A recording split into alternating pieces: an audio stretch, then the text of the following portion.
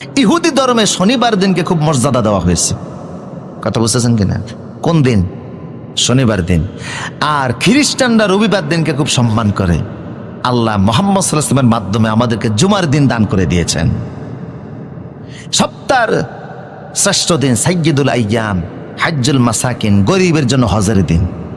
কথা বলেন ঠিক কিনা? জুমার দিনে আল্লাহ আদমকে তৈরি করেছেন, জুমার দিনে পৃথিবী ধ্বংস হবে। জুমার এতটা গুরুত্ব, আল্লাহ পাক বলছেন ইজা নুদিয়া লিস-সালাতি মিন ইয়াউমিল জুমআহ, জুমার দিন যখন ডাকে, কোনো কাজ নাই, সরাসরি মসজিদের দিকে দৌড়াও। ঠিক কিনা বলেন? আল্লাহ রসুল বলতেন কেউ যদি জুমার দিনে আগে আগে মসজিদে যায়, ও দানা মিলাল ইমাম, ইমামের কাছাকাছি গিয়ে বসে, ফাস্তামা আল খুতবা, মনোযোগ সহকারে বক্তব্য শুনে, এই লোক বাড়ি থেকে মসজিদ পর্যন্ত যেতে যত কদম পড়েছে, প্রত্যেকটা কদমে 1 বছরের নেক আমল করলে, রোজা রাখলে, নফল নামাজ পড়লে যে সওয়াব হতো, জুমার দিনে মসজিদে 1 কদম দেওয়ার কারণে 1 বছরের সওয়াব আল্লাহ তার আমল নামার ভিতরে উঠায় দিবে।